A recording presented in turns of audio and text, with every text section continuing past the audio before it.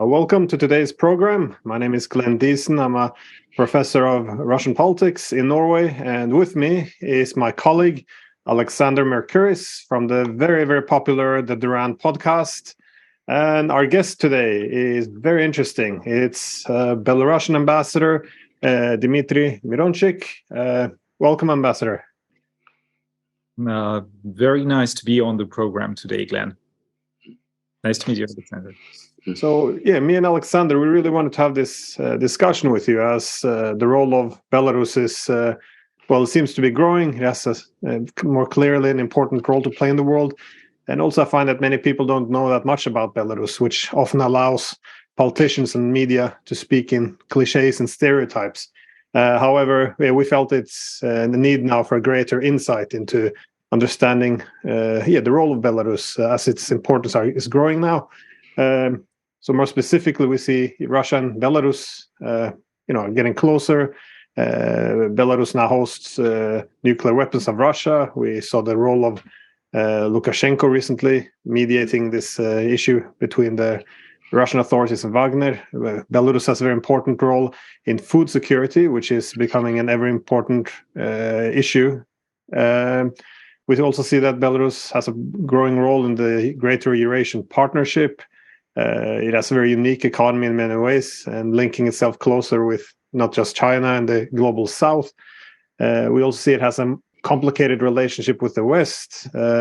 Often, I would say there's a failure here in the West to recognize the Belarusian interest and what it wants. We also have seen Belarus had a fallout with Ukraine, and many also unclear about the somewhat ambiguous role of Belarus in the Ukrainian war. So we're hoping to shed some light on all of this to the extent it's possible.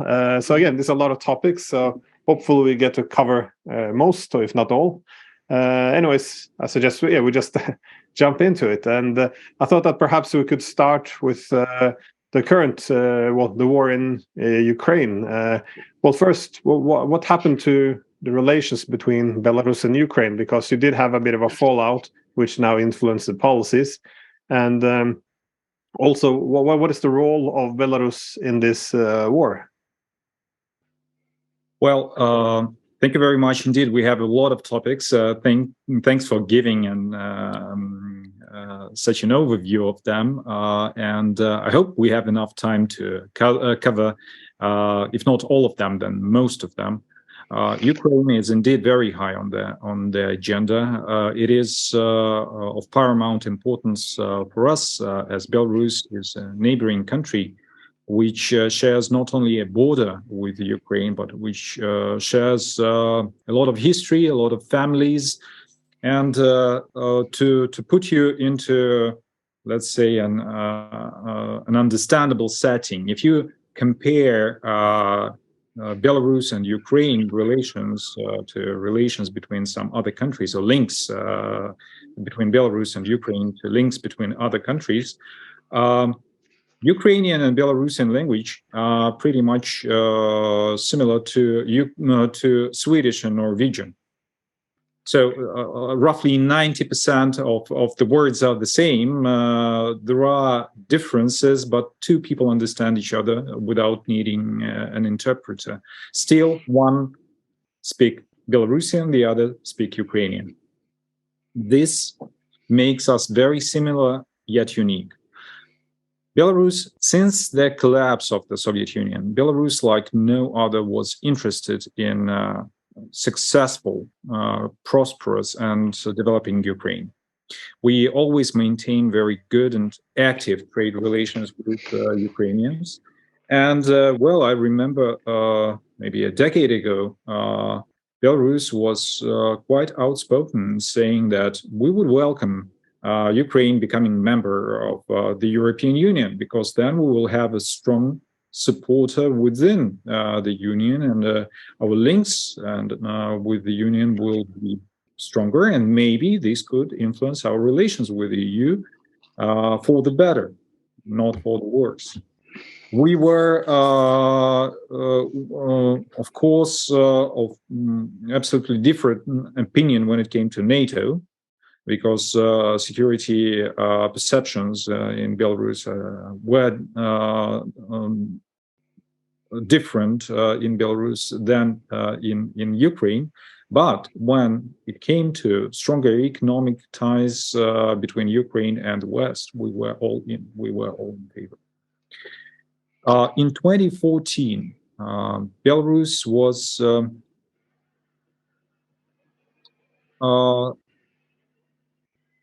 really doing its utmost to help Ukraine not to implode as a state, and to preserve itself as a sovereign, independent country. If you look back into 2015, the ceremony of inauguration of then President Poroshenko, President Lukashenko was sitting there alongside with then Vice President Joe Biden. And the round of applause given by the Ukrainian parliament to Lukashenko was way louder and longer than the one to the Vice President of the United States, for a reason.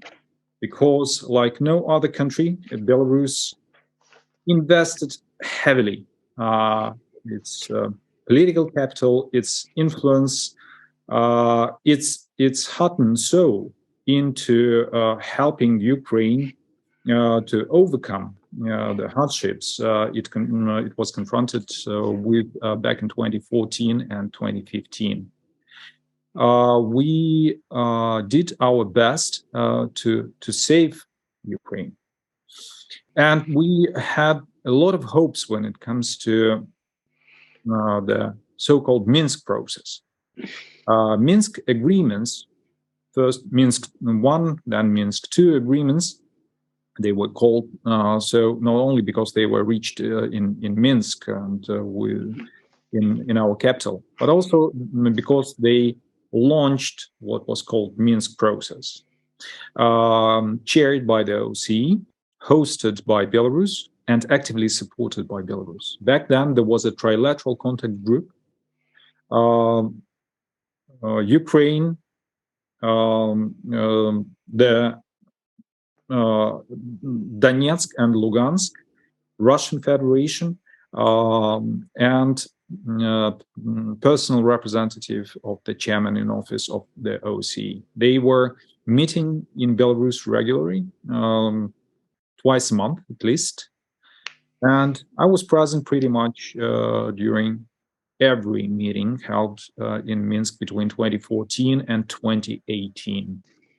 I cannot really describe you how much hope we had back in 2015 that this Minsk process will lead to a swift settlement in Ukraine, that the contact group and subgroups on political settlement, on economic issues, on humanitarian issues will be able to find ways to implementing Minsk agreements, and we will be back to peaceful, sovereign Ukraine enjoying territorial integrity. Unfortunately, these hopes never came true, and they were diminishing with every meeting. And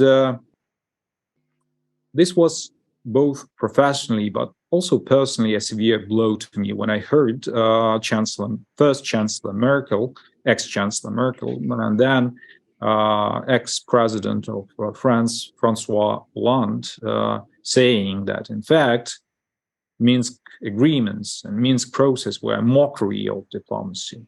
They were just an invention to promote a completely different agenda. So the hopes and the policy Belarus has been pursuing towards Ukraine, well, they capsized. Especially drastic the difference between our hopes and expectations towards Ukraine and the reality became in 2020 and 2021. While Belarus was doing its utmost to help Ukraine during the time of political crisis, internal turmoil in 2014, Ukraine was doing exactly the opposite when we encountered problems, both in our relations with the West and internally in 2020. Maybe we will come to that at a later point in our conversation, but the real history of contacts between Belarus and Wagner, well, for the first time, these two words came together in the headlines of the international media, not in 2023, but in July 2020, due to actions by Ukraine security services. Back in 2021, Ukraine was not following the West, exerting pressure and introducing sanctions against Belarus. It was leading. It was the first to close down skies on Belarusian planes in May 2021. It introduced really exceptional sanctions against Belarus. So all this capital of mutual trust was pretty much dismantled and annulled by Ukraine by the end of 2021, beginning of 2022. That's where it all started. Nevertheless, that's when the current round of events started in February. Nevertheless, Belarus did its best to help resolve conflict peacefully. It is rarely mentioned today, but there were 3 rounds of peace talks in Belarus in February and March 2022. And the draft agreement discussed in Istanbul in the end of March was more or less ready after the 3rd round of talks in Belarus. But first, these talks were transferred from remote and silent places in Belarus to, let's say, rumorous and very media-friendly Istanbul, and then they capsized. Still, we are there promoting a diplomatic solution, standing ready to assist to a diplomatic solution. And although neither the West nor Ukraine seem to be eager to have a diplomatic solution, we hear voices also coming from Ukraine saying that Belarusian President Lukashenko is someone who should be on the negotiating team when it comes to negotiations between Ukraine and Russia. Well, thank you for that extremely interesting summary of the situation between Belarus and Ukraine. I would make one particular point in addition to it, which I would like you to comment on, Ambassador, because I get the very strong sense that, in fact, Belarus has a particular interest in Ukraine for the reasons that you said, that there's this very strong connection between Belarus and Ukraine. But my overall impression of foreign policy on the part of Belarus is that what it essentially wants is peace and stability in its region, not just with Ukraine, but all around itself. And I think that Westerners, in particular, have very little knowledge of Belarus, as Glenn correctly said, and very little knowledge of the history of Belarus. And if you are familiar with Belarus's experiences during the Second World War, for example, you would know why Belarus is so anxious to have peace and stability in its region, so that it can pursue a policy of peace and stability for itself. And this is one of the great tragedies of this whole crisis, that this is neither understood in the West and that it is so willfully disregarded. We've seen a crisis in Ukraine, and one almost senses sometimes that some people would want to extend it to Belarus itself. But beyond that, they don't seem to be able to understand that when Belarus wants peace and stability, it means it seriously, not just because of the reasons of affection that you've described, but because of its own history and its own not fairly recent past. Indeed, I think you give a very concise but very precise description of one of the main drivers behind our foreign policy. Indeed, it is difficult to understand the reasoning behind Belarusian foreign policy sometimes if you ignore the not so recent history. The Second World War, first and foremost, during which we lost 1/3 of our population, and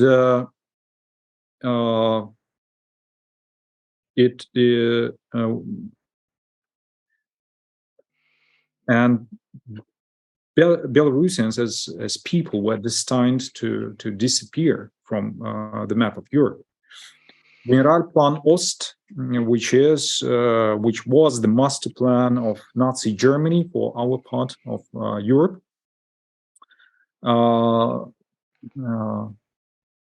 adopted by the Germans before their attack on the Soviet Union in May 1941. According to it, 10% of Belarusian population were supposed to be eliminated because they were expected to fight German occupation. 15% of the population were supposed to be Germanized, while the rest were supposed to be transferred. We all know what it meant in reality. And 3 years of brutal, really bloody German occupation that left a very deep mark on Belarusian national character. Unlike most of European countries, Belarusians never stopped fighting. During the occupation, there were roughly 400,000 partisans fighting the Germans behind the front line. By spring 1944, some 40% of the country were in fact liberated and were under control of the partisans. But they knew all too well that if the Red Army doesn't come from the east, they will never have a chance to survive and to win. Hence, our very strong, also emotional connection to our friends in the East, to our friends in Russia. And Belarus is indeed unique because we understand that if the outcome of the Second World War would have been different, Belarus wouldn't exist and Belarusians will not exist. That is why we are the only republic of the former Soviet Union which celebrates its National Day on the 3rd of July, which is in fact the day of the liberation of Minsk from the Nazis. We know that that's where our independence comes from. That was indeed the birthday of Belarus as a political nation. As for the current situation, I agree. A lot of politicians, they tend to overlook Belarus and ignore what our perception of the situation are. Although some experienced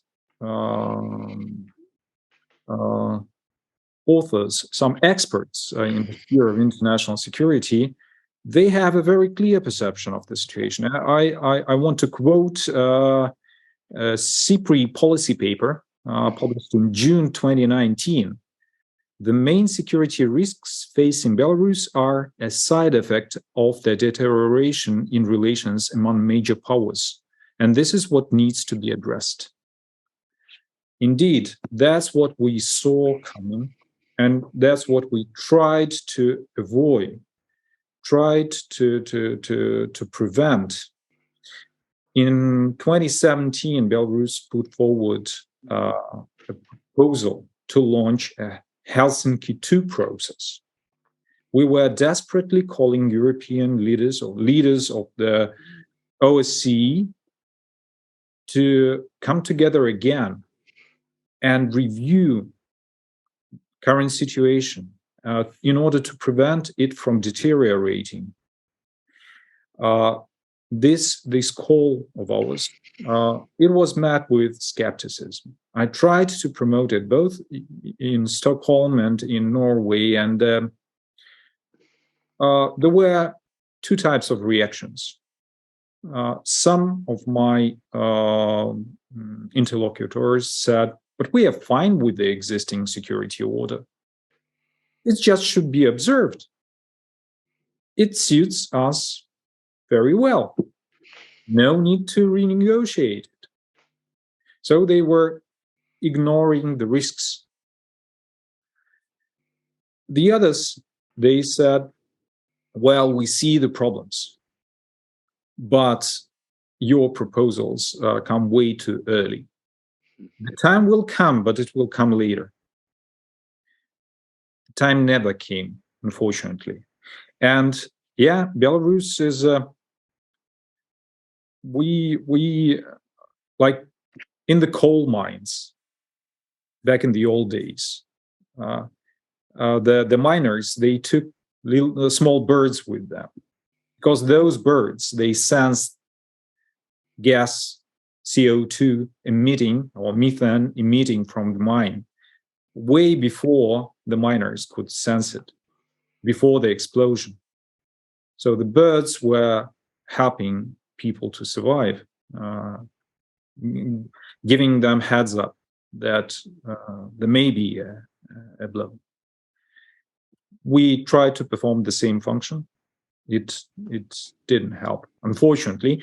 But we keep pushing, and we keep promoting and advocating the idea of a functioning security order in Europe, of something that would indeed guarantee everyone's security. I thought it was interesting what you said about Ukraine. Belarus faring.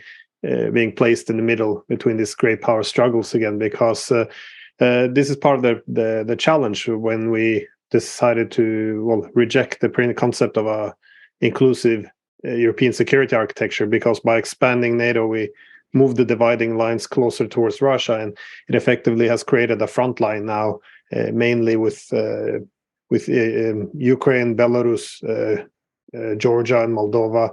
Where should it belong, east or west? And it's quite interesting because usually there's similar statistics out of them. But in 2021, Chatham House, which is pro-British think tank, it was writing about the polls, and it found that in Belarus only merely about 7% were interested in NATO. So again, single digits.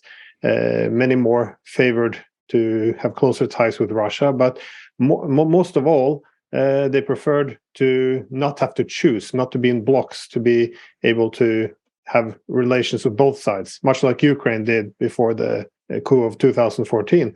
And it looks like this is the problem. In this divided Europe, Belarus is again put to some extent on the front line, in which it's often expected to choose one side or the other. And that's what I meant when people often, I think, don't know much about Belarus, because often you get the impression that, you have this evil Lukashenko, with a whip over the people. The people just want to go, they want to be more European. They want to join EU and NATO, and they want to join the West and get away from the evil Russians. So it's not about overcoming the bloc system. It's about choosing the right bloc. And we choose our little heroes, just like Juan Guaido in Venezuela. But in Belarus, you have Svetlana Tikhanovskaya, and she's often paraded around the West as being one of our politicians actually referred to her as the true legitimate leader of Belarus. But even the same Chatham House from Britain showed polling that when they asked the Belarusians who do you prefer president, 4% backed Tikhanovskaya, but yet she's hailed as the legitimate leader. So it's this effort of choosing our own leaders for these countries, so they will pick the right blocks, and it's quite disruptive, not helping Belarus in many ways. It would seem, I was therefore wondering, because previously we were talking, you were mentioning interference into Belarus elections and its political systems in relation to Wagner. I was hoping, we could circle back into this. Yes, indeed. This attempt to constrain Belarus to choose sides, it was always there. It was always there, and I should say that a lot of politicians in the West were very much disappointed by our choice, and a lot of people in the West were suspicious whether this is a conscious choice, but it was a free and indeed a conscious choice. It all started more or less in 1995, when Belarus held a referendum and people were asked whether they are in favor of closer economic integration and maintaining ties with the Russian Federation.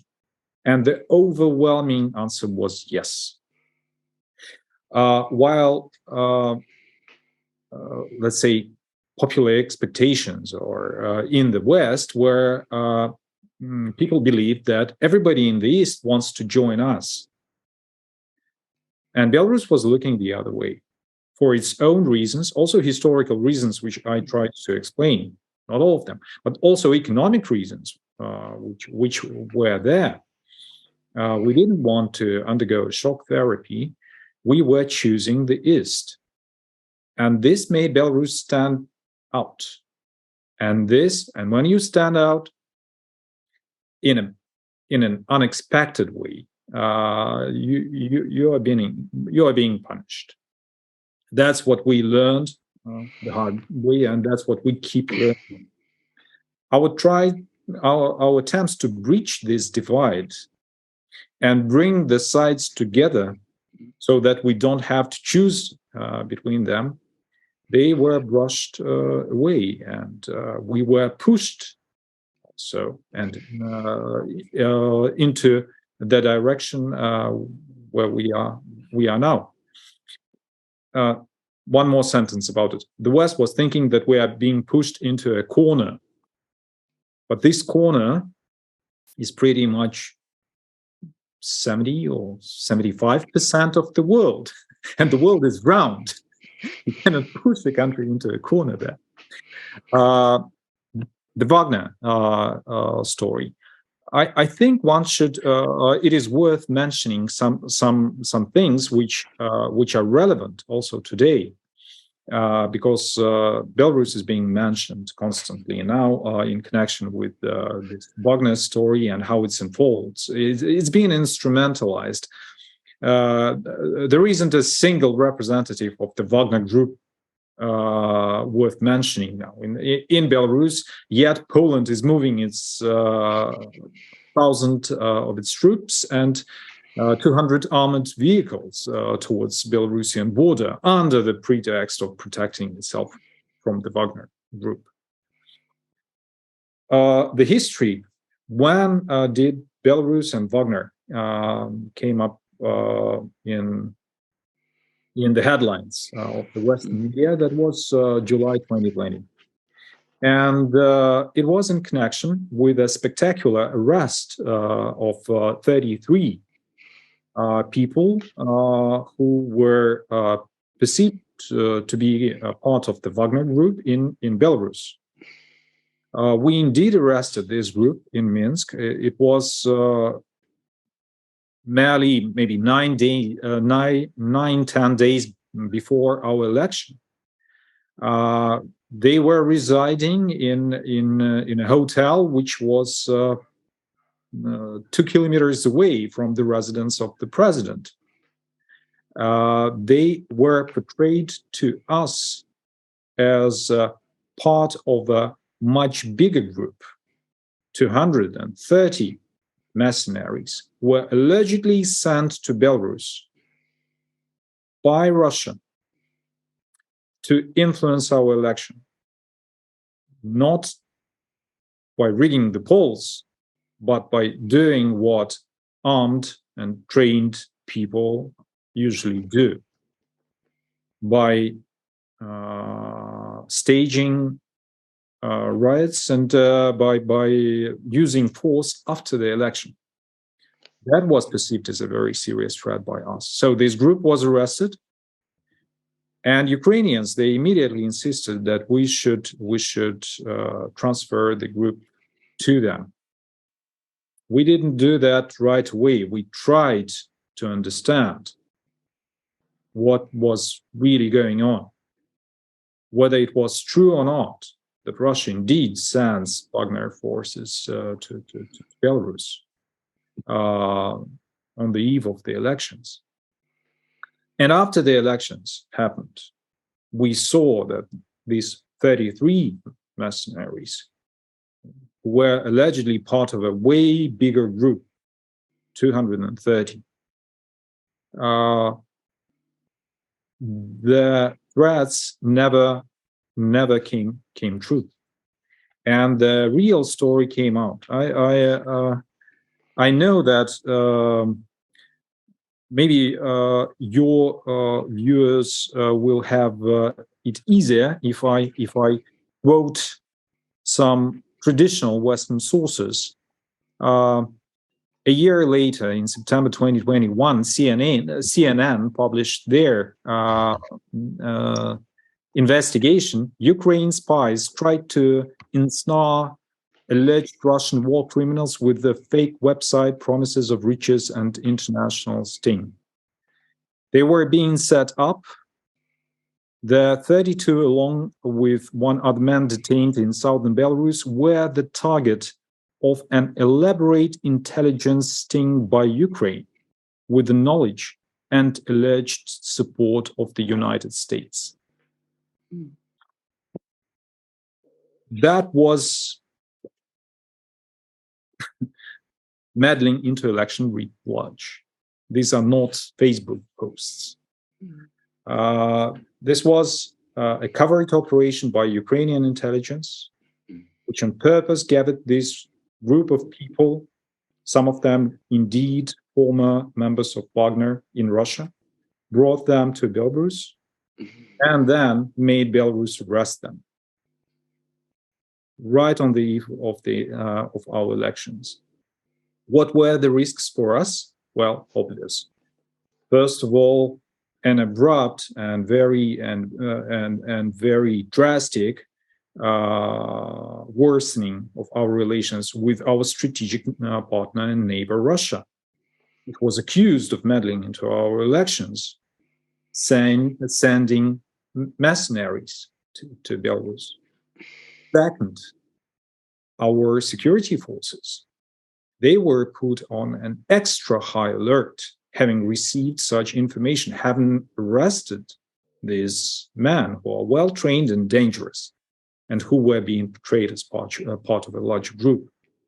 Hence, our security forces were reacting to the events after the elections also in a different manner. So, but to cut the long story short, we indeed saw very swiftly after the elections that allegations of Kiev never came true, and that it was a setup. And we transferred these people to Russian Federation because they never did anything illegal in Belarus. And this, of course, helped us to create a certain trust within the Wagner group and with Mr. Prigozhin. This might be one of the factors, one which helped President Lukashenko to be so instrumental and effective when things started happening in Russia last month. There's just something I wanted to add again, which is, of course, one of the problems that the West has in understanding Belarus is that they don't understand at all the relationship between Belarus and Russia, which I think you've described very well. But Belarus has never been a satellite of Russia. There have been times when relations between Russia and Belarus since the fall of the Soviet Union have not been easy. I mean, I can remember seeing film of President Medvedev, as he then was, speaking very critically of your president in a broadcast with a warship, a Russian warship, floating in the background. And, this is not because Belarus changes its policies. It is because it is consistent in its policies. It seeks peace with all its neighbors. Sometimes the Russians themselves have had problems, I think, understanding this. But it is absolutely not the case that Belarus is following instructions. It is pursuing its own policy. And if you understand both its region and its history and its culture, it's very easy to understand that policy. But it is very difficult to get people in the West to see this. I cannot agree more, because, well, indeed, Russia is undergoing an evolution, and there were different stages in relations between Russia and the West. I myself remember how colleagues from Moscow were saying, but why can you just sort these minor things out with the West? It's easy to do. And yeah, just like Mr. Putin said, they for a certain period of time, Russia was thinking we are the same. We we are capitalists just like the West is. Our relations with Russia have always been of strategic nature for a number of reasons, not only emotional and not only historical, but also for very rational reasons. Back in the days of the Soviet Union, Belarus was an assembly plant of the Soviet Union. We were the end of the value chain, with raw materials and spare parts coming to us from all over the former Soviet Union, mostly from Russia, being assembled there in final products, which were then sold all over the world, and mostly in the former Soviet Union. It is remarkable, but also very important to understand how much Belarus is involved into international trade and how much we depend on international trade. Just to give you one figure, Belarus exports more than 60% of its GDP. This is a lot. To set it into comparison, Norway exports roughly 1/3 of its GDP. Sweden, 45% of the GDP. Yet they hail themselves as protagonists and strong supporters of free trade, and they seek to have access to markets. We are no less dependent on international trade, and we are no less interested to have free access to markets. Back in the days, right after the collapse of the Soviet Union, we were seeking to preserve the value chains. We were seeking to preserve the supply of raw materials and spare parts from Russian Federation. And we were also seeking to preserve our market in Russia. We were, and we always will be interested in strong and prosperous Russia because we need a strong and prosperous market. For a long period of time, Belarus was seeking to diversify its foreign trade, but we were doing this in a slightly different manner from most of the Eastern and Central European countries or the Baltic countries, which were purposefully cutting their ties with Russian Federation, trying to redirect their export flows. We were doing it slightly differently. We were increasing production and seeking to sell extra produced goods to other markets, so that our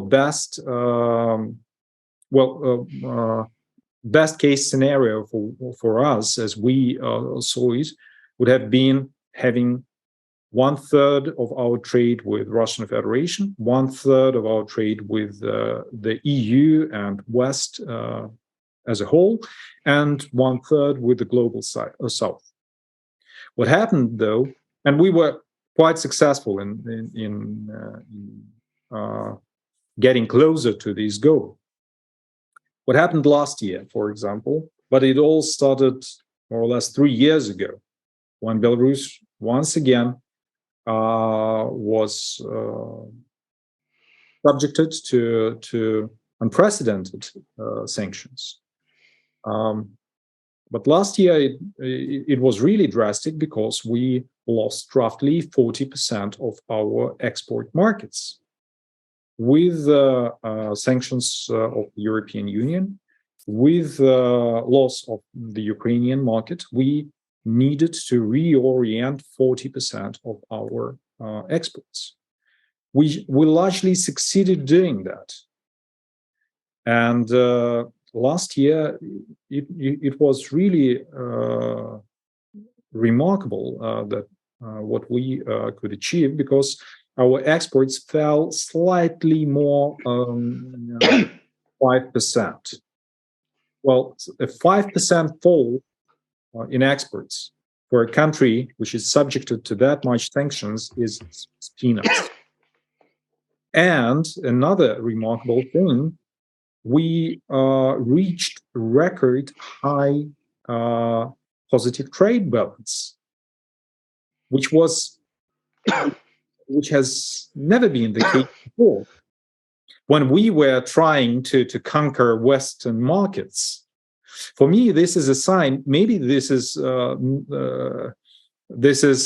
not that science-backed, let's say, but this is a sign that our trade with the West was really not that equal.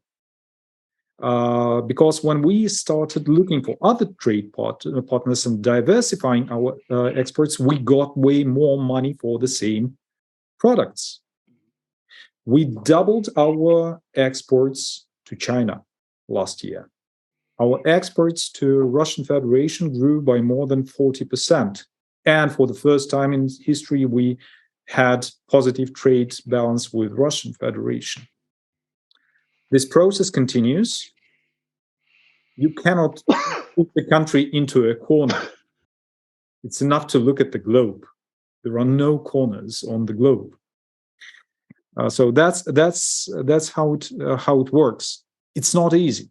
It's not easy. It's not something any country or any government would risk doing at its own will, just to see whether it works out or not. But so far, so good. It is working out pretty well for us. I wanted to ask about the decision recently, or not just decision, the well, for the nuclear weapons of Russia to be stationed in Belarus. Again, I'm not sure how sensitive this topic is, but I was wondering though, in terms of how this alters the security situation for Belarus. What is the intentions or logic behind it? Under what condition would it be used? Is it the Russians who are operating it on Belarusian soil, or what are your thoughts around this decision? Because it's a big decision. So far, I think the only ones who station nuclear weapons outside their borders is the United States, who has them in Germany, Netherlands, Belgium, Turkey, and Italy. But now, Russia has gone down this road as well by placing its nuclear weapons in Belarus. So, yes, what are your views on this in terms of how it affects the security, not just of Belarus, but again the region? It's a sensitive question, also an emotional term, but I'll do my best to answer it.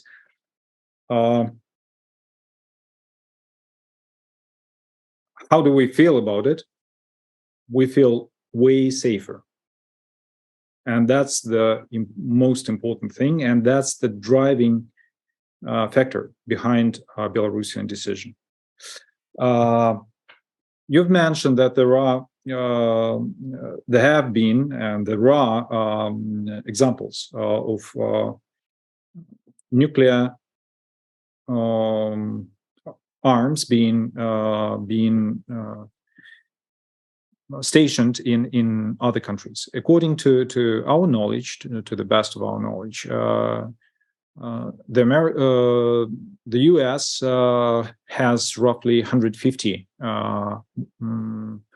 nuclear weapons in 5 European countries, and something like 250 warplanes capable of carrying them in so-called joint nuclear missions of NATO. Now, let me explain the logic behind the Belarusian decision, and let's look back in history just a little bit. After the collapse of the Soviet Union, Belarus was among 4 former Soviet republics where nuclear weapons, both tactical and strategic, were placed.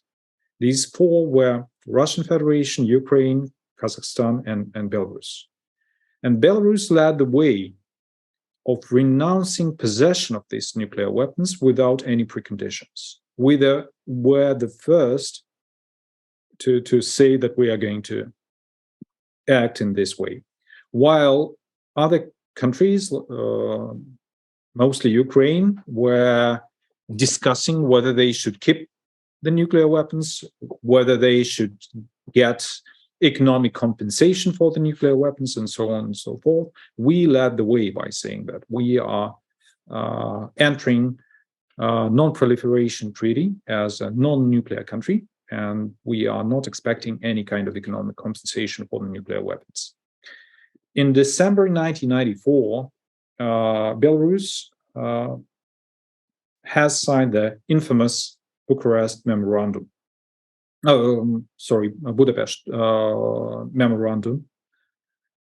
with Russian Federation, the United States, and the United Kingdom. In 1996, nuclear weapons, both strategic and tactical nuclear weapons, were withdrawn from the territory of Belarus and transferred to Russia. You know, the Budapest Memorandum, countries which signed up to this memorandum, they guaranteed our security, our sovereignty, and they undertook an obligation not to interfere into our internal affairs with the aim of undermining our sovereignty. Unfortunately, these obligations on the part of the United States and United Kingdom were very short-lived. In fact, in 1996, more or less after the withdrawal of the last nuclear warhead from Belarusian territory, first sanctions against Belarus were introduced. So one can say that Budapest memorandum, when it comes to Belarus, had a very short lifespan, 2 years. Yet, the topic of return of nuclear weapons, placement of nuclear weapons in Belarusian territory, was not on the agenda for a very, very long time.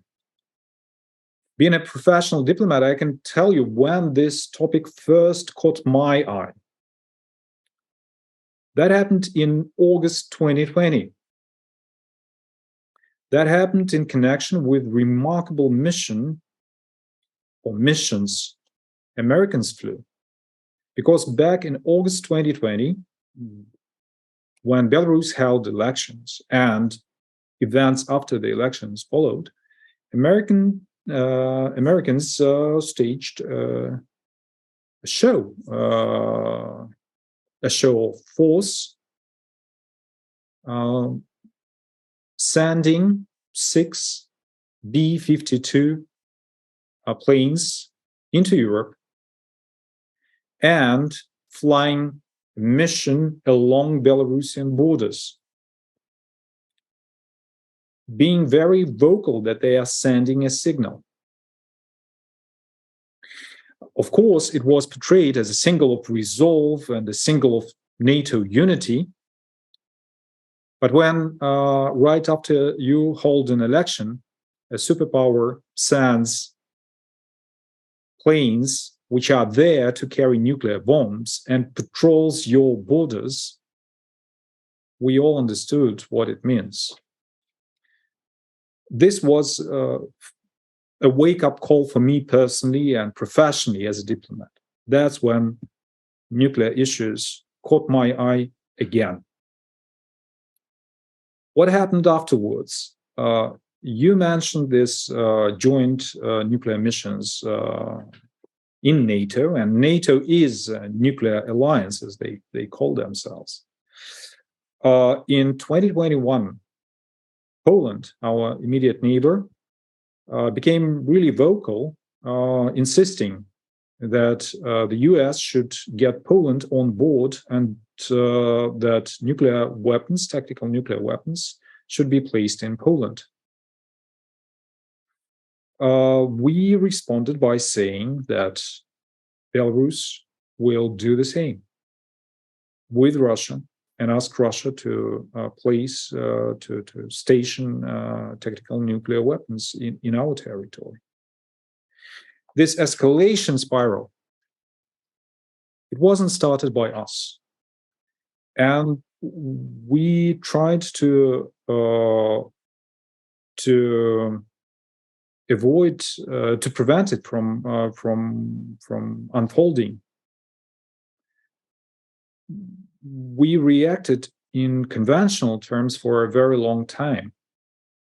But there are always certain limits you have as a country, as an economy, as well as a military. Look what happened last year. Before we took this decision and made it public. Last year, Polish defense budget almost doubled, reaching something like 27 billion euro, which is a tremendous sum for us. And at Vilnius summit, Poland was hailed as an absolute champion when it comes to military spending. They spent almost 4% of the GDP on national defense. Poland is making incredibly big acquisitions of military equipment. 1,000 Korean battle tanks, 334 Abrams main battle tank, and so on and so forth. Warsaw officially said that they are going to double their military and bring their armed forces to 300,000 level. Yet look at the map. Poland is surrounded mostly by friendly countries, members of the EU or NATO, or countries like Ukraine inspiring to become EU. The only less friendly country for official Warsaw, which is there, is Belarus. So in theory, the only direction these 1,000 South Korean battle tanks and 334 American battle tanks can go is Minsk. Can we compete with Poland and do the same? Can we double our military? Can we increase our military spending to 4% of our GDP? Well, no. And even if we double our military forces, which is between 50,000 people in uniform and 65,000 altogether with civilian personnel, will never outdo 300,000 Polish forces, plus 21,000 NATO forces deployed in Poland and Baltic countries, plus Baltic countries doing largely the same, mostly the same as Poland, on a smaller scale. So the policy we are pursuing, this drastic step we did, is a way to avoid, to stop this escalation spiral from unfolding on our part. This is an insurance for us.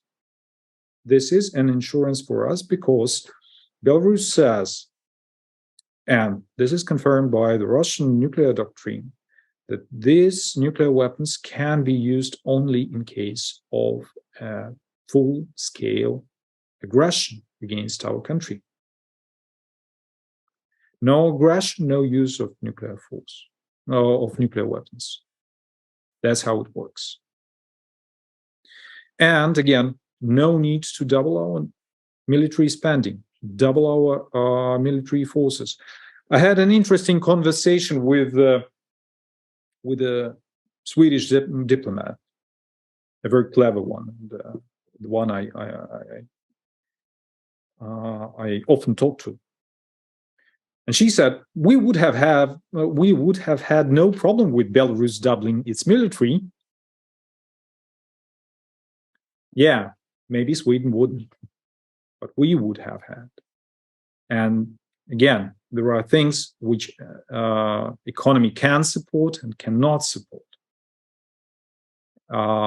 which a country can allow itself to do or cannot allow itself to do. So, nuclear weapons in the territory of Belarus is an insurance policy. It's a deterrent against an aggression. No aggression, no need to fear nuclear weapons in the territory of Belarus. When it comes to the terms, how things are being used and so on and so forth, remember, we are part of the Non-Proliferation Treaty. And what we do in strict conformity with the Non-Proliferation Treaty. We largely follow the best practices set by the Americans and the Belgians, the Turks, the Greeks, the Germans. So any kind of accusation that Belarus is doing something extraordinary, unseen, or offensive, they should be disregarded. There is one very common argument being raised that Belarus is not getting more security, but rather less security.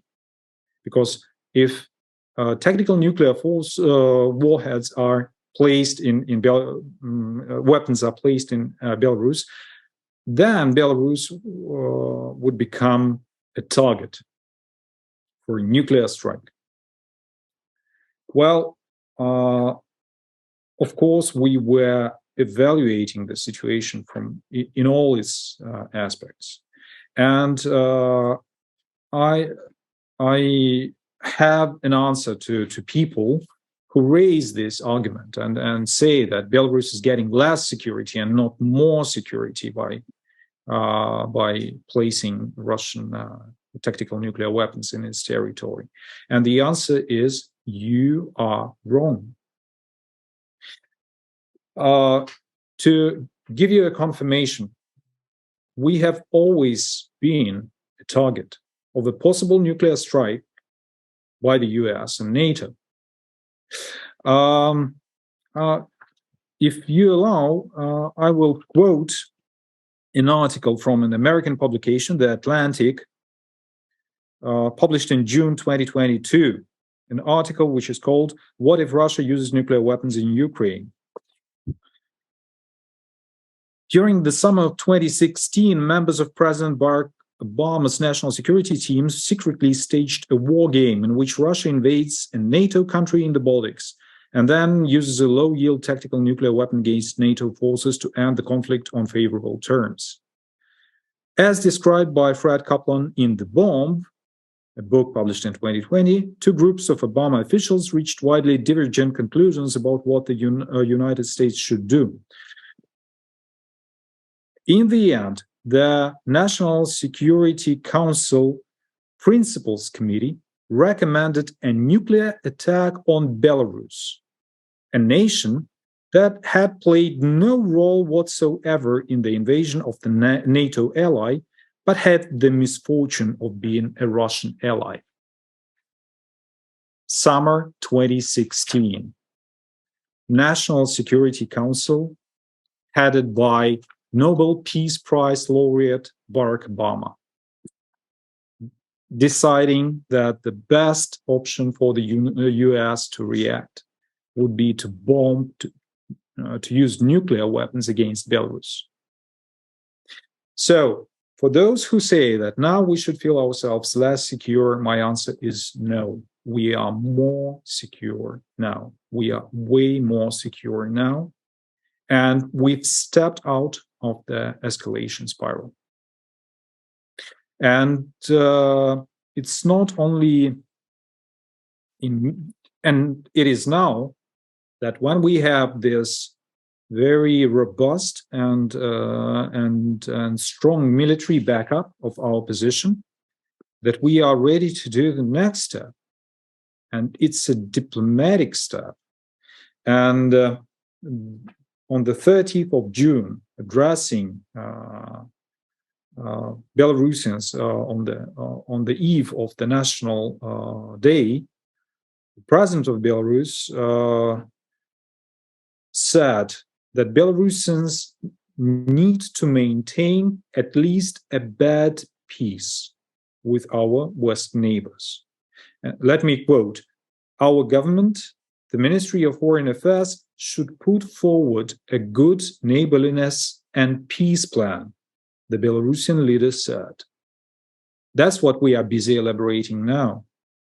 And that's what we are seeking now with our Western partners. We tell them there is no way an aggression against Belarus can succeed to bring fruit to anybody. Let's talk about peace. A bad peace is way better than a good war. That's the essence of our proposal, and that's what we are going to actively seek with our Western neighbors. I think including Sweden and Norway, by the way, because it is Norwegians who have their forces right on the Belarusian border, and it's the Swedish who want to send their forces to the Belarusian border, not vice versa. You're muted, Alexander. Indeed, I was going to thank the ambassador for his very clear and comprehensive reply on this important topic. Can I ask the ambassador, is there any feeling, we've just had this summit meeting in Vilnius, which is of course not very far away from Belarus. Is there any feeling that after Vilnius, there's been a policy shift in the West, that perhaps, despite the very, very strong rhetoric that came out of Vilnius, the process of escalation might be starting to dial down? I say that because it didn't seem to me that proposals came out of Vilnius that made what is already a very, very bad situation significantly worse. And when that escalation process seems to slow down, maybe we are going to start to see a easing of tensions, or am I being wildly over optimistic? I just wanted to ask that. We want to be just as optimistic as you are. And we are ready for that. In fact, that's what we are seeking. We are seeking dialogue, and we are seeking a negotiated solution and a reliable security system in Europe, which everybody would agree to and maintain. When it comes to Vilnius, I think there is one thing worth mentioning, because when our president was saying that we are seeking at least a bad peace, he was speaking about bad peace with the political leadership of our Western neighbors. When it comes to people-to-people contacts and relations between peoples, there are some very interesting things going on and remarkable facts. How Belarus reacted to escalation of the situation in the region last year, and to unprecedented sanctions and pressure exercised by the West against us. In spring last year, we have dropped visa requirements for the citizens of the Baltic countries, and non-citizens as well, or how they are nicely called, aliens residing in Latvia. So Lithuanians, Latvians, Estonians can visit Belarus without a visa. In summer last year, we extended this possibility to our Polish neighbors. What happened was surprising, and I think rather disappointing for the political leadership of these countries, because since then we had something like 600,000 visits by citizens of these countries to Belarus on a visa-free basis. There are queues of Lithuanians and Latvians eager to enter Belarus every weekend. And Vilnius and Riga, not to mention Warsaw, are doing everything to impede their own citizens from visiting Belarus, trying to scare them off with stories about Belarus. But when people come and see and visit for themselves, they tend to come back again, and then again, and again, on shopping tours, to visit health facilities, to stay in Belarusian resorts. So the tissue of relations, this links between us and our neighbors are there. One thing to take into consideration when it comes to Ukraine: since the start of the conflict, I should consult the current figures, but it is definite that at least 100,000 Ukrainians came to Belarus, not directly from Ukraine. It is impossible. But from and through the European Union, mostly Poland and Lithuania. They go there as refugees, and then they come to Belarus, where they feel themselves more secure and where they stay. Thousands of Ukrainians received Belarusian citizenship last year, and the line of applications is long.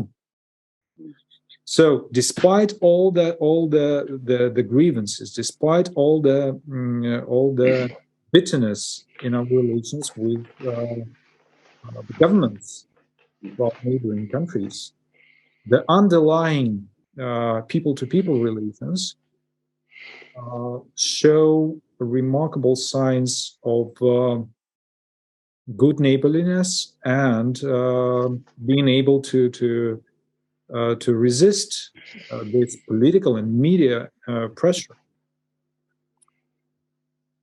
As for the future and signs of hope on the horizon, we are looking forward to see them just as you do.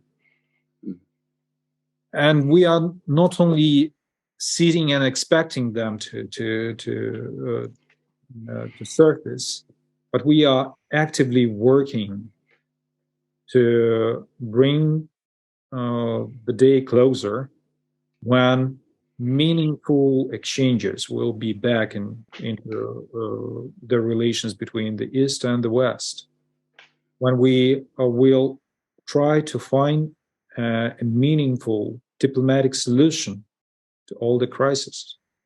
Just to give you one example, in April this year, in his address to the Belarusian people and Belarusian parliament, President Lukashenko put forward what he immediately called an unpopular proposal, both in the East and in the West.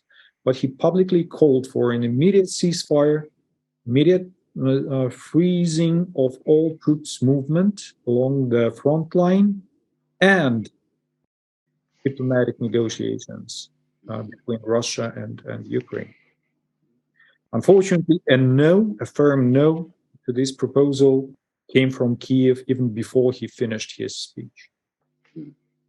But we are not discouraged by that. We keep working, both publicly and less publicly, through normal diplomatic communications to bring this day closer. I think that overexposure of diplomacy to media spotlight and this attempt to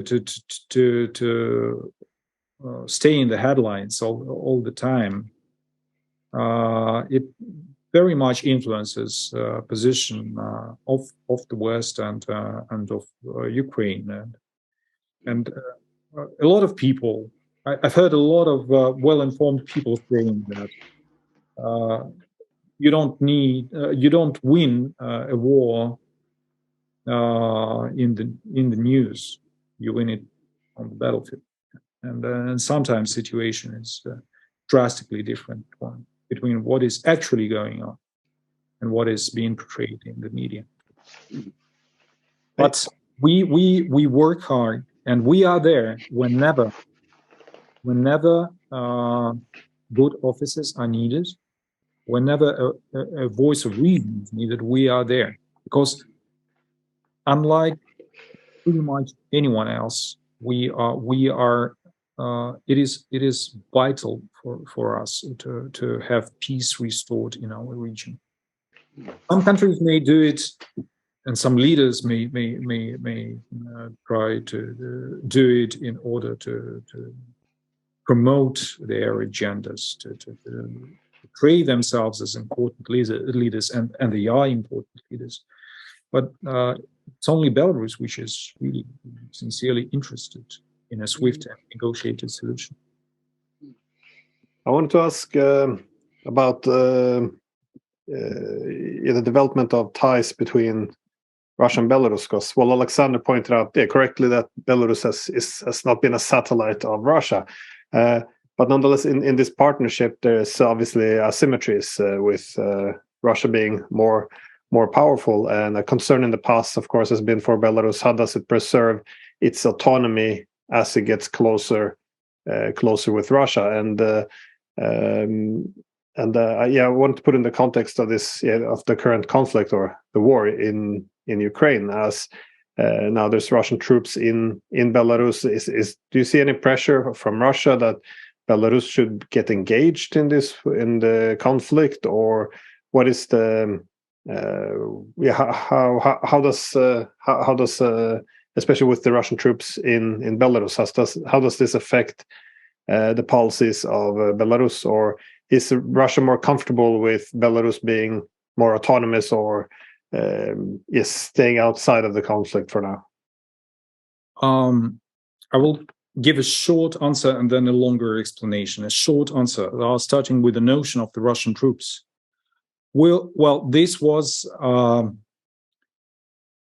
the step we undertook before the decision was taken to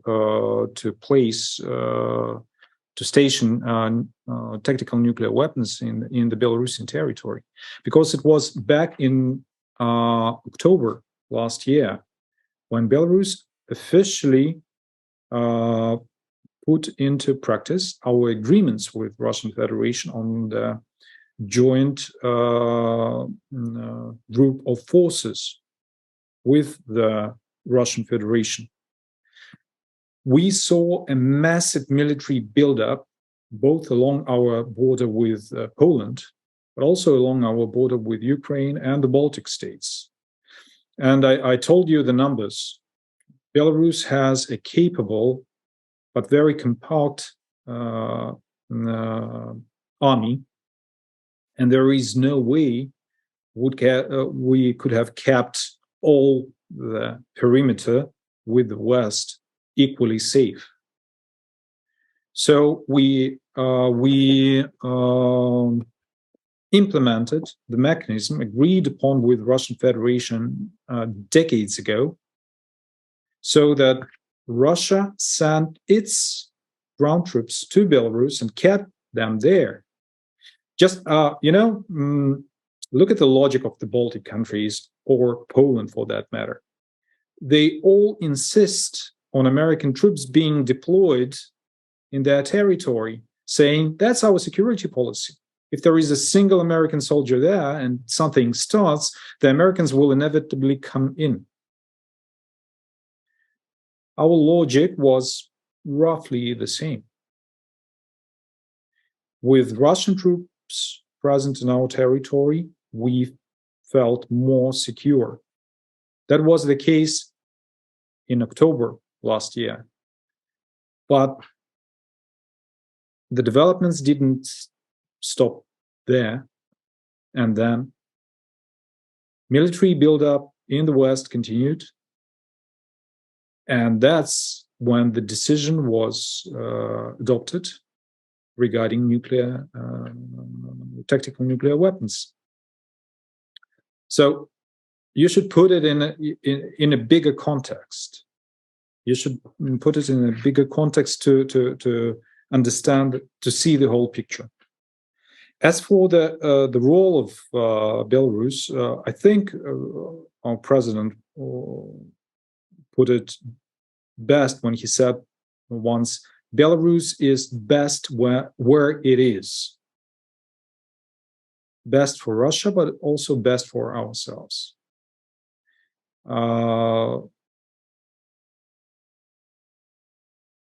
The shortest route to Moscow from the West comes through Minsk, and this is a geographic fact, and geography is something you have to live with.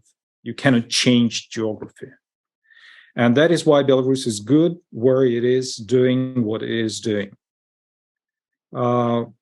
Moscow is safe from the West as long as Belarus is there doing what it's doing.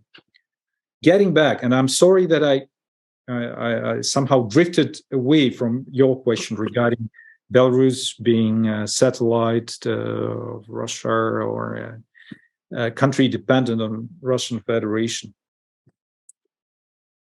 Well, it is easy for me to answer, but my answer can be easily questioned, as I am representing Belarus, and why should you trust him? Okay, if you don't trust me, trust what the others think, and trust and look at what other countries think about Belarus and what they do. In September last year, it was proclaimed. In March this year, it was put on paper in an extensive manner. Belarus and China have upgraded their relations to the level of all-weather comprehensive strategic partnership. All-weather comprehensive strategic partnership. I don't think that China would be willing to declare such a level of relation and pursue such a level of relation with somebody but an independent and sovereign country, which we are.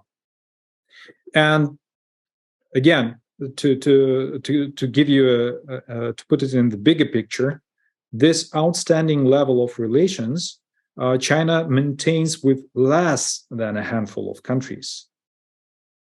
I remember Pakistan and Brazil. So we are playing in the same league.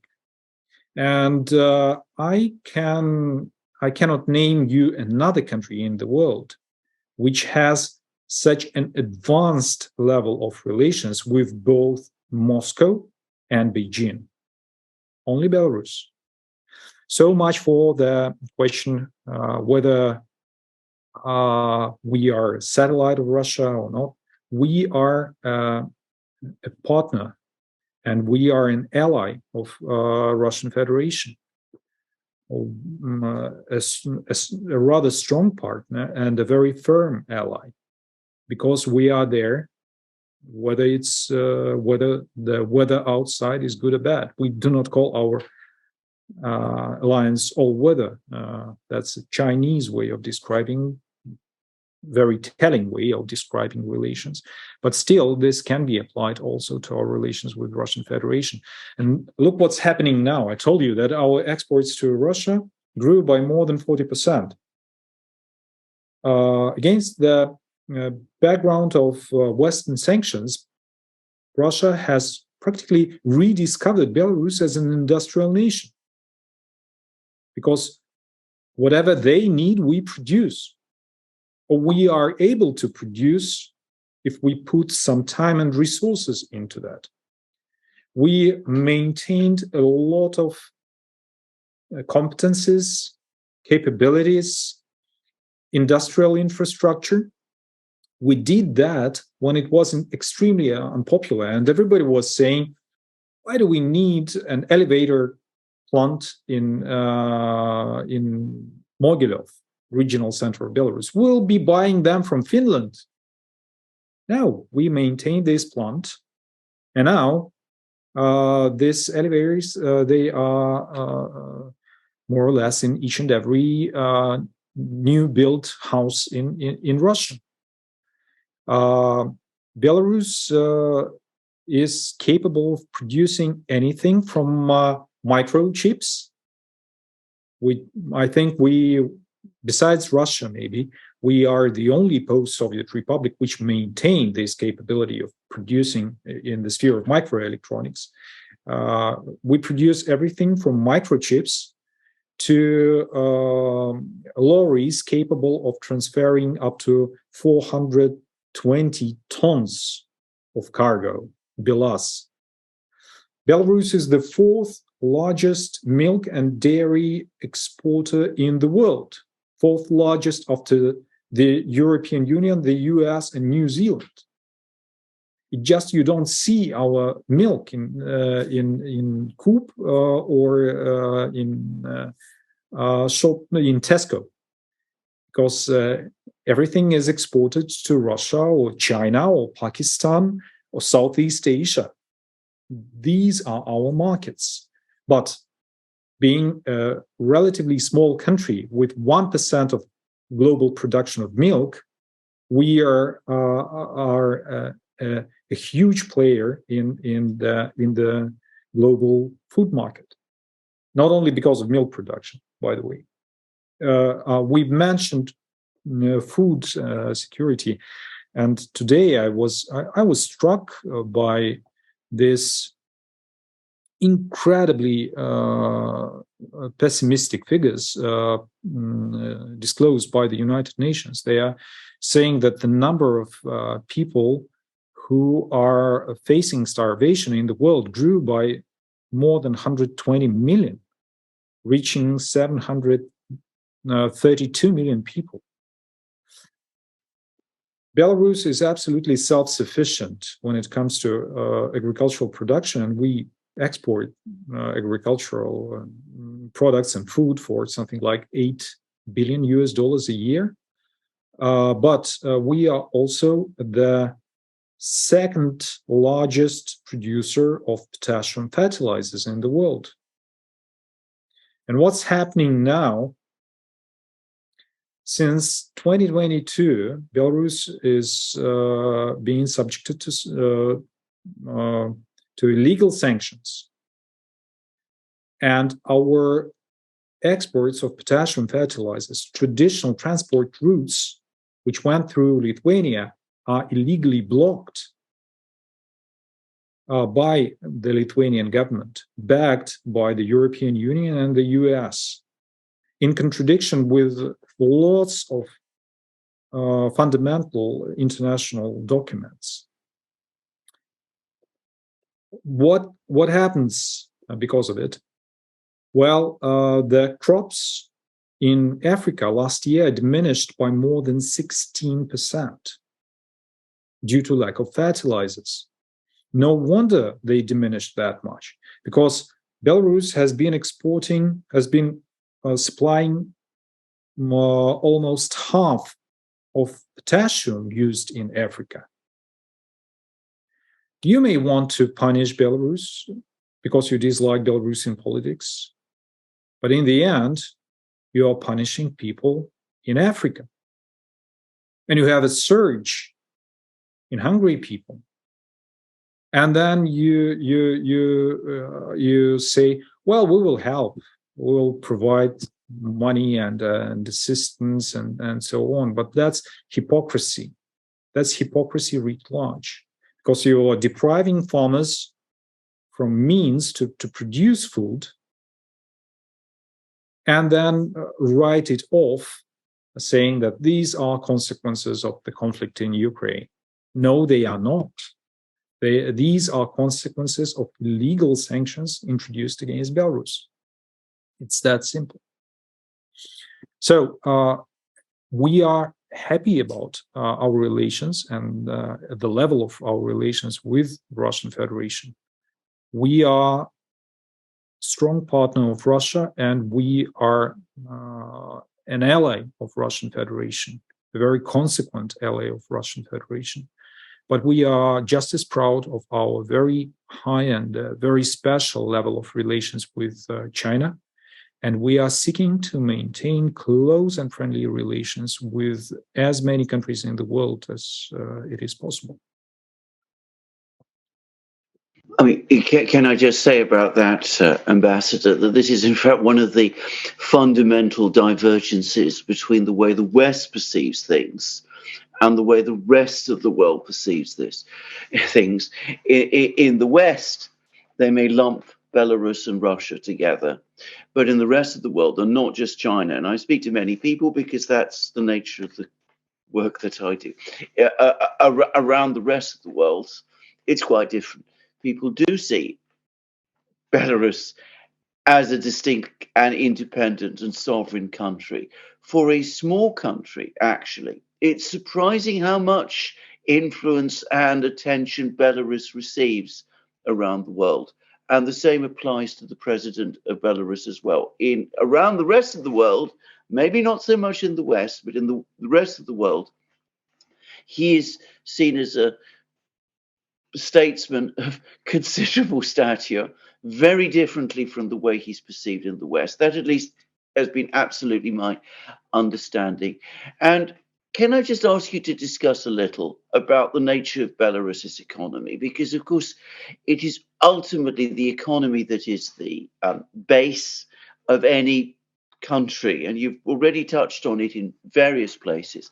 I've heard, for example, that Belarus is now going to be cooperating with Russia in aerospace development and aircraft production. I don't know whether you've heard about this, but I mean, which is an enormous upgrade in some ways. I mean, it's not an upgrade. I mean, it tells you that there are those industrial skills that exist in Belarus to be able to do that. How did it happen? How has Belarus succeeded in preserving so successfully this industrial and manufacturing and high technology infrastructure? Because this was also an area where it diverged markedly from other countries in its region, including to a great extent Russia itself. Well, to understand why it happened and how it happened, we need to look back into the history. Again, Second World War. Before the Second World War, Belarus was largely an agricultural country with very little industry. What happened during the war? We not only lost 1/3 of our population, virtually the whole country was destroyed. Minsk, which is now a city of 2 million people, had only 40,000 inhabitants the day when it was liberated on the 3rd of July, 1944. The country laid in ruins. What we had a very strong and very patriotic leadership. Remember, I mentioned that we had a very strong partisan movement in Belarus during the war. After the war, the leaders of these partisan brigades, they became inevitably part of the Peace Day leadership of Belarus. And these were people with a very strong will, a very strong love to their homeland, to their motherland, to their little motherland, as we called ourselves back then, and a very strong affiliation towards the Soviet Union. Because remember, regardless of the effort, regardless the heroism, liberation could only come from the East. So after the Second World War, this very strong, very patriotic and very capable leadership of Belarus, which in fact continued until the late 80s, this generation was leading Belarus.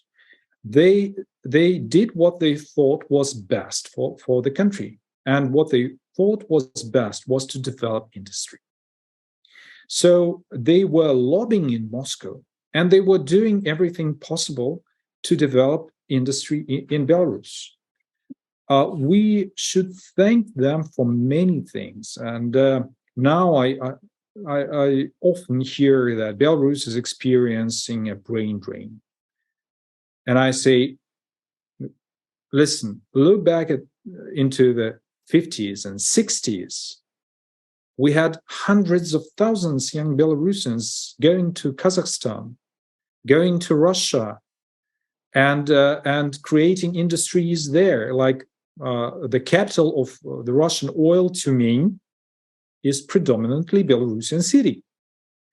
Its inhabitants, they come from Belarus regionally. So what the policy implemented back then by the Belarusian leadership of rapidly developing an industrial base in Belarus was also a policy aimed at preserving and maintaining the population there.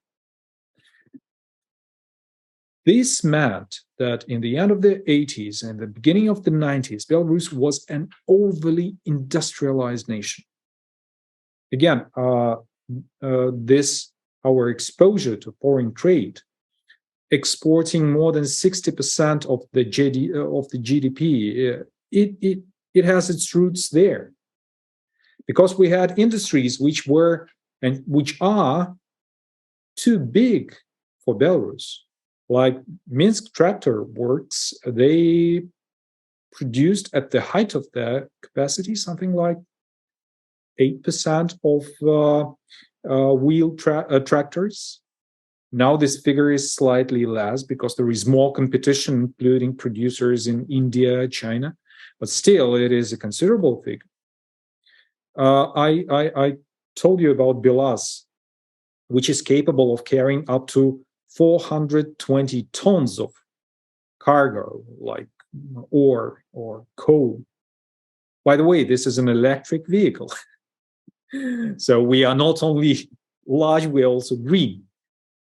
We maybe use a dozen of them in Belarus. We do not have these industries in Belarus, yet we produce 1/3 of the global production of such machines.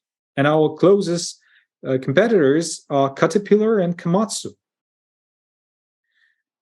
So Belarus, when it became independent, had an industry which was bigger than we needed and bigger than the market that we had. Same thing, or roughly the same thing, was true also for some of our neighbors, mostly the Baltic countries. They also had their prominent industries, but you will never see them now. They are no longer there. For example, they were producing RAF minibuses. They are no longer there. For them, dismantling these industries created in the Soviet days was a sign of regaining independence. They were back to the economic structure they liked and where they felt themselves comfortable. We were proud of our industry and of our economy. And we had, well, really no other choice but maintaining them, because closing down these huge industries would mean tremendous shock for the social structure. Minsk Tractor Works, back in the 90s, it was employing, I think, something like 35,000 people. Other companies as well. And when President Lukashenko came into power, his first and most important promise was, I will restart the industry. And he delivered. He delivered because by opening channels of communication and cooperation with Russia, he guaranteed Belarusian industry access to raw materials.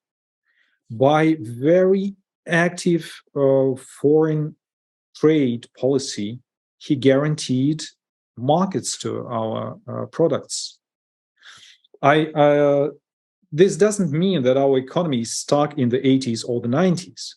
I told you the figures regarding our agriculture. Why are they that high? Because we had a highly industrialized agriculture. Big agricultural companies capable of concentrating resources. And besides, well, we have, Belarus was a country of swamps up until late 60s. We had something like 40% of our national territory covered in swamps. So all these lands, they were ameliorated, and we have, and we still have, this countrywide system of melioration of arable lands, which need maintenance. And it cannot be maintained if cut into pieces and small farms and outsourced. Now, the agricultural population in Belarus has diminished 3 times in comparison with what it was in the beginning of the 90s. Yet agricultural output has grown tremendously. So we are undergoing also processes of modernization and changes in our economy. Another prominent example is swift development of IT competences in Belarus. This is an industry which created a lot of wealth in Belarus and opened a lot of opportunities for our young people. But why do we have it? Because back in the 90s, instead of closing down educational institutions, which nobody really would have gone to study at, like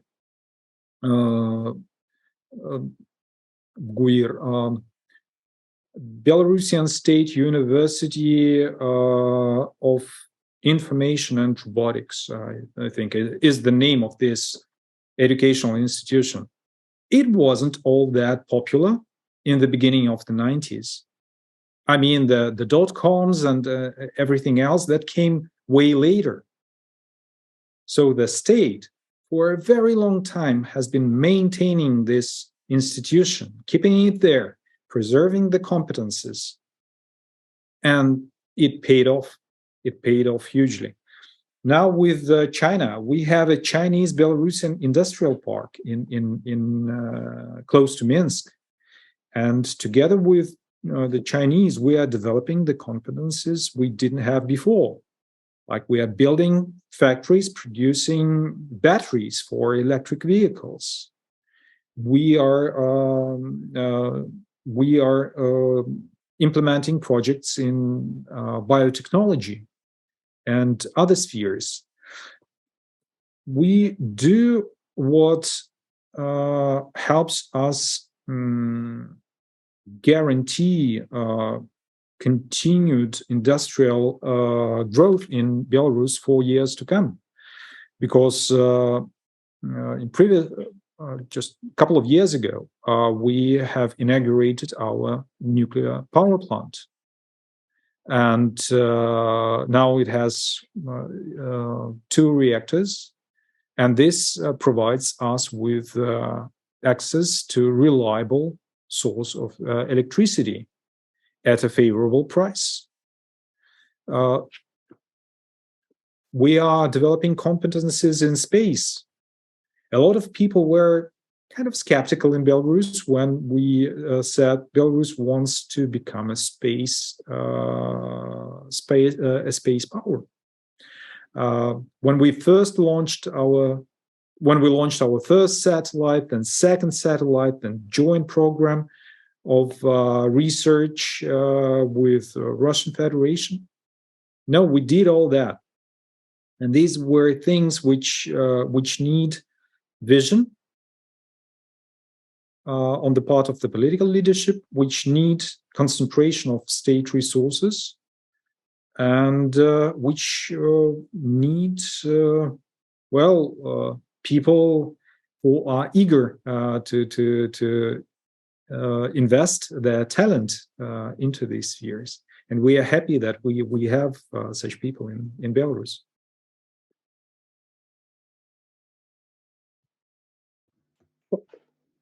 Well, Alexander, I'm not sure if you have any final questions or comments you want to make. Well, I think that I've exhausted all my questions of the ambassador, but I would just say, again, from my point of view, thank you very much. And thank you also for explaining so much about Belarus and its role internationally and its position on this particular crisis that we have in Europe, which I'm going to say it, I'm mildly optimistic that we might be about to turn a corner. I think that things, I was worried that they were going to get worse, and on the battlefields, they are very, very bad. But I think diplomatically, we might start to see negotiations. I'm very pleased that Belarus is still there, making the case for peace. Somebody has to. And I'm also very grateful for what the ambassador has just told us about Belarus and its economic history. And I think that is an example, by the way, that other nations should emulate. The fact that a small country can build itself up politically, economically, diplomatically, to the extent that Belarus has done. And as I explained to the ambassador just before, very short exchange we had before the program, my wife is a regular visitor to Belarus and has spoken often about what a peaceful, happy, orderly country it is, what a prosperous country it is, very different from the impression people have about it in the West. So I've said all the things that I basically wanted to say, all the questions I wanted to ask. I don't know whether you have anything to add, Glenn. Perhaps you could touch on the Greater Eurasian Partnership, which is, I know, something you've brought up on a few occasions. Yeah. Yeah. No. Well, that was my key interest of mine as well. The industrial parks of Belarus, and it's key. Well, an important role it has in this Greater Eurasian Partnership, which merges the Eurasian Economic Union with their Chinese Belt and Road Initiative and all these different tech centers being established. But I'm not sure if you have any thoughts on this. Well, the Chinese Belarusian Industrial Park has an interesting history. Initially, it was not supposed to be there. Initially, the first vague ideas about the possible role of Belarus within the Belt and Road Initiative were largely concentrated on our transit potential. And this transit potential has been put to good use indeed, and is being put to good use, helping the road part of the initiative to be successfully implemented. But it was the idea put forward by the Belarusian leadership that besides being part of the road, besides providing, let's say, storage capacities and possibilities, being a hub for getting cargo from different parts of Europe and bringing it to China and the other way around, Minsk and President Lukashenko have always put forward something a bit more on the table, a new idea, something which would provide an edge to this. And the idea of the industrial park was precisely what we offered our Chinese partners. We told them, look, we have a capable workforce in Belarus, people with vision. We are close to the Western European market. We are part of the large Eurasian Economic Union and its market, and we can work together, applying Chinese technologies, including in spheres like biotechnologies and pharmaceuticals, for example. This is one of the specializations of the Chinese Belarusian industrial park. And now we see that these possibilities are being exploited and put to very good use. If you visit Belarus, you land in Minsk airport, and very close to it, you see what actually is a new city built from scratch. And it's a very different Chinatown from what you expect after you visit Chinatowns somewhere in the West or in Asia. It's a high-tech new city, very green, both technologically, but also from the impression there. And we have a lot of promising industries there. They are now entering into the implementation phase. We are already beyond initial construction phase and first investments. and we will very soon see how much they will generate and what new ideas, new products they will come up with. And that's this combination of transit potential and joint production.